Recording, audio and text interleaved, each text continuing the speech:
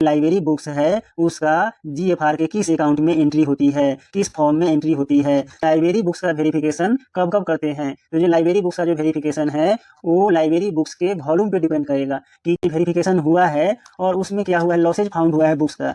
तो लॉसेज जब फाउंड होगा तो कितना लॉसेज तक रीजनेबल होगा और इन्वेस्टिगेशन की जरूरत नहीं होगी। डिप्रिसिएशन के कारण जो लॉसेज है वो कौन कौन से हैं, तो जो है normal fluctuation of market, normal fluctuation of market के कारण अगर लॉस हुआ है तो वो डिप्रिसिएशन में आए।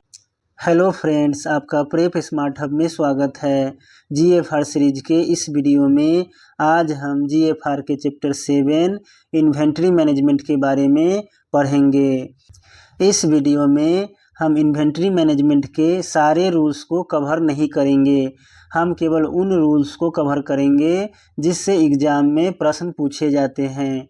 तो चलिए वीडियो की शुरुआत करते हैं और सबसे पहले रूल 211 को देखते हैं जिसमें लिस्ट ऑफ अकाउंट्स के बारे में पढ़ना है, यानी कौन कौन से अकाउंट्स में कौन कौन से इन्वेंट्री का एंट्री किया जाता है उसके बारे में पढ़ना है। तो सबसे पहले इसमें दिया हुआ है कि जो लाइब्रेरी बुक्स है उसका जीएफआर के किस अकाउंट में एंट्री होती है, किस फॉर्म में एंट्री होती है। तो लाइब्रेरी बुक्स का जीएफआर 18 है, जीएफआर 18 में लाइब्रेरी बुक्स की एंट्री करते हैं। जीएफआर 22 में fixed assets such as plant, machinery, equipment, furniture, fixtures, इसका एंट्री किस में करते हैं, जीएफआर फॉर्म 22 में करते हैं। जीएफआर 23 फॉर्म में हम consumables such as office stationery जैसे कलम हो गया, कॉपी हो गया, कार्ट्रेज हो गया और जो है प्रिंटर हो गया, तो ये सारी चीज़ें जो है हम किस में डालते हैं, जीएफआर 23 में। केमिकल्स हो गया, मेंटेनेंस स्पेयर पार्ट्स हो गया, ये सारी चीज़ें कंज्यूमेबल्स में आती है और इसको जीएफआर 23 में मेंटेन करते हैं। जीएफआर 24 में assets of historical artistic value का कोई सामान है जो म्यूजियम में मेंटेन होता है, ठीक है, तो उसको हम जीएफआर 24 में मेंटेन करते हैं, ठीक है। हिस्टोरिकल या आर्टिस्टिक वैल्यू का अगर कोई क्या है मटेरियल है और तो उसको हम किस में मेंटेन करेंगे, जीएफआर के 24 में मेंटेन करेंगे, ठीक है। आगे बढ़ते हैं और अगला पॉइंट देखते हैं। हमारा जो अगला पॉइंट है वो है physical verification of fixed assets and consumables, यानी जो फिक्स्ड असेट्स है और कंज्यूमेबल्स है जो हम अभी पिछले स्लाइड्स में देखे हैं, तो उसका जो वेरिफिकेशन है वो कब कब करते हैं। तो physical verification of fixed assets और फिजिकल वेरिफिकेशन ऑफ कंज्यूमेबल्स का जो वेरिफिकेशन होता है वो वंस इन अ ईयर करते हैं, वंस इन अ ईयर करते हैं, यानी साल में एक बार करते हैं, ठीक है। अगला पॉइंट देखते हैं। हमारा अगला पॉइंट है physical verification of library books, यानी लाइब्रेरी बुक्स का वेरिफिकेशन कब कब करते हैं। तो जो लाइब्रेरी बुक्स का जो वेरिफिकेशन है वो लाइब्रेरी बुक्स के वॉल्यूम पे डिपेंड करेगा कि किसी लाइब्रेरी में कितना बुक्स है उस पर डिपेंड करेगा। अगर वॉल्यूम जो है 20,000 तक है, अगर किसी लाइब्रेरी में बुक की संख्या 20,000 है तो उसका वेरिफिकेशन जो है उसका कंप्लीट वेरिफिकेशन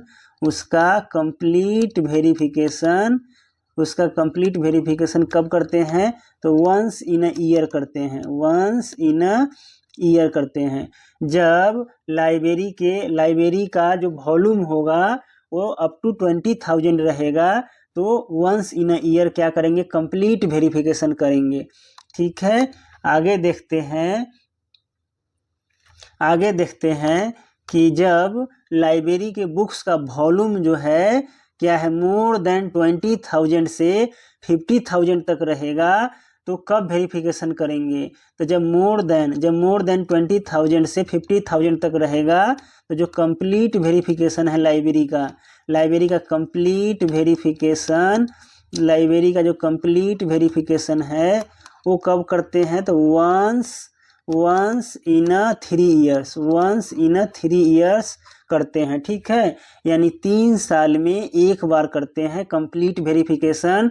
जब लाइब्रेरी के बुक का वॉल्यूम जो है 20,000 से ज़्यादा और 50,000 तक रहेगा तो 3 साल में एक बार क्या करेंगे, लाइब्रेरी का वेरिफिकेशन करेंगे, ठीक है। आगे बढ़ते हैं और जो हमारा है अगला पॉइंट है कि अगर बुक का जो वॉल्यूम है, हमारा अगला पॉइंट है कि अगर लाइब्रेरी का जो वॉल्यूम है वो 50,000 से ज़्यादा बुक्स का है, अगर 50,000 से ज़्यादा बुक्स का वॉल्यूम है लाइब्रेरी का तो क्या करते हैं, सैंपल वेरिफिकेशन करते हैं। क्या करते हैं, सैंपल वेरिफिकेशन करते हैं। सैंपल वेरिफिकेशन करते हैं कब, once in a 3 years. Once in a 3 years क्या करते हैं, यानी 3 साल में एक बार सैंपल वेरिफिकेशन करेंगे और जो है उसमें कोई डिस्क्रिपेंसी पाया जाता है और डिस्क्रिपेंसी, ठीक है, डिस्क्रिपेंसी फाउंड होगा तो क्या करेंगे, कंप्लीट वेरिफिकेशन करना पड़ेगा। तो क्या करना पड़ेगा, कंप्लीट वेरिफिकेशन करना पड़ेगा, ठीक है। समझ में आ रहा होगा। आगे बढ़ते हैं और अगला पॉइंट देखते हैं। अगला पॉइंट है कि मान लीजिए वेरिफिकेशन हुआ है और उसमें क्या हुआ है, लॉसेज फाउंड हुआ है बुक्स का। तो लॉसेज जब फाउंड होगा तो कितना लॉसेज तक रीजनेबल होगा और इन्वेस्टिगेशन की ज़रूरत नहीं होगी। तो जो 5 लॉसेज है, जो 5 लॉसेज है पर 1000 अगर 5 किताब अगर क्या हो गया है, लॉस हो गया है तो उसे रीजनेबल माना जाएगा और उसकी इन्वेस्टिगेशन नहीं होगी। लेकिन ये जो 5 लॉसेज है वो ड्यू टू नेग्लिजेंस या डिसऑनेस्टी के कारण नहीं हुआ हो, ठीक है। नेग्लिजेंस और डिसऑनेस्टी इन्वॉल्व नहीं हो और 5 किताब जो है 1000 किताब में अगर 5 किताब अगर लॉस हो जाता है तो उसे रीजनेबल मानेंगे और उसमें इन्वेस्टिगेशन की ज़रूरत नहीं होगी। आगे बढ़ते हैं और अगला पॉइंट देखते हैं। हमारा अगला पॉइंट है कि वेरिफिकेशन हुआ है और लॉस बुक जो है, लॉसेज ऑफ बुक पाया गया है तो उस केस में कब रीजनेबल नहीं रहेगा और इन्वेस्टिगेशन की ज़रूरत होगी। तो इसमें बोल रहा है कि अगर, ठीक है, इफ़ ए वैल्यू ऑफ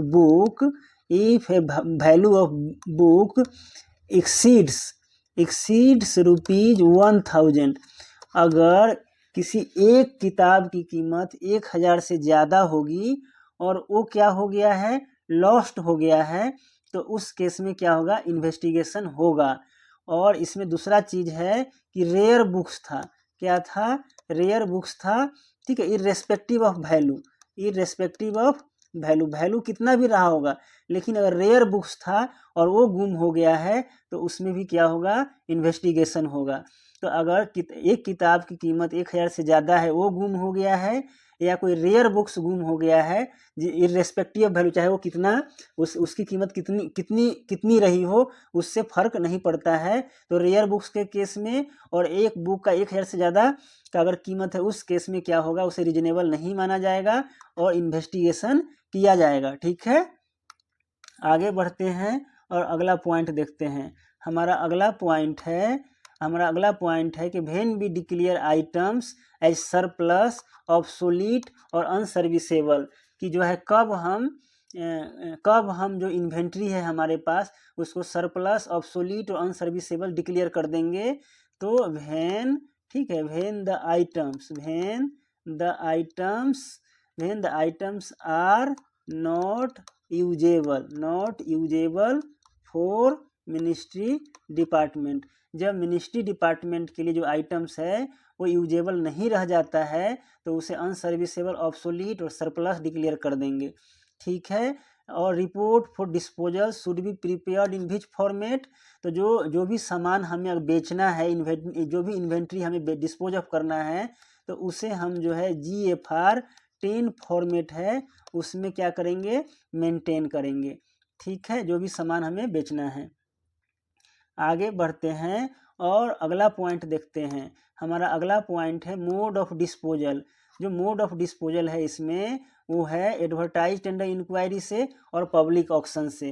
तो एडवर्टाइज टेंडर इंक्वायरी और पब्लिक ऑक्शन से जो है कब हम डिस्पोजल करेंगे, कौन, जो भी गुड्स है, जो अनसर्विसेबल सरप्लस जो गुड्स है, जो गुड्स जो अब काम का नहीं रहा है, उसको अगर डिस्पोज ऑफ करना है तो एडवर्टाइज टेंडर इंक्वायरी या पब्लिक ऑक्शन से कब करेंगे, तो जब जो है जब जो अमाउंट जो होगा वो 4 लाख से ज़्यादा का होगा। क्या होगा, जो भी आइटम्स होगा उसकी जो कीमत होगी जो होगी 4 लाख से क्या होगी, 4 लाख से ज़्यादा होगी, 4 लाख से ज़्यादा होगी, यानी मोर देन 4 लाख अगर जो है जो भी डिस्पोज करना है उस सामान का अगर मोर देन 4 लाख अगर जो भी होगा वैल्यू होगा तो उसको किससे, एडवर्टाइज टेंडर इंक्वायरी से और पब्लिक ऑक्शन से डिस्पोज ऑफ करेंगे। ठीक है, और अप टू 4 लाख तक डिस्पोज ऑफ करने के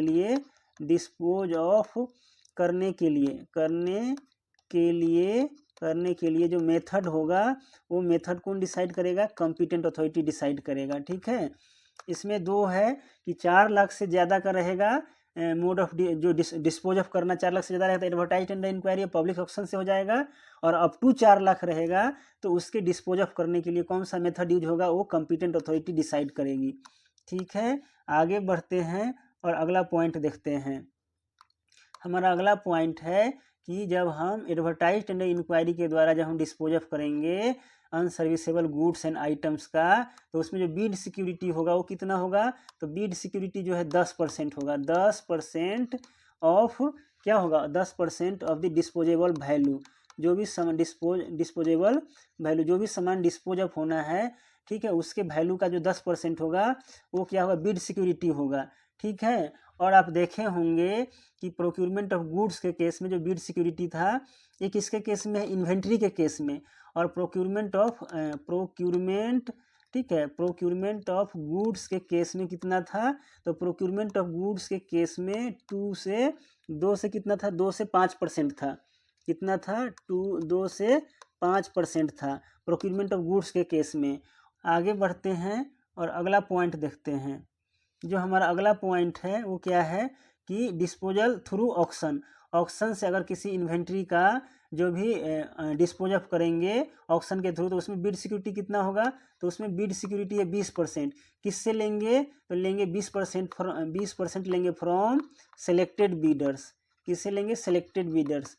ठीक है, यानी इसमें क्या है, इसमें है कि पहले हम बीड सिक्योरिटी नहीं लेंगे, ऑक्शन के दौरान जो है ऑक्शन हम निकालते हैं और जो भी पार्टिसिपेट करेगा और जो भी उसमें क्या जिसको अवार्ड मिल जाएगा तो उससे 20% बीड सिक्योरिटी ले लेना है।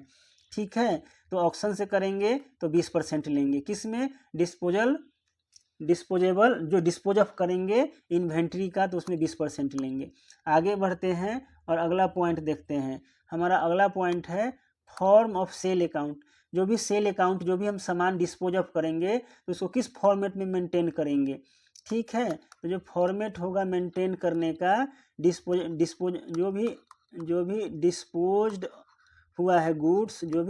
हुआ है गुड्स उसको किस फॉर्मेट में मेंटेन करेंगे, तो जो फॉर्मेट होगा वो GFR 16 होगा, GFR 16 में मेंटेन करेंगे।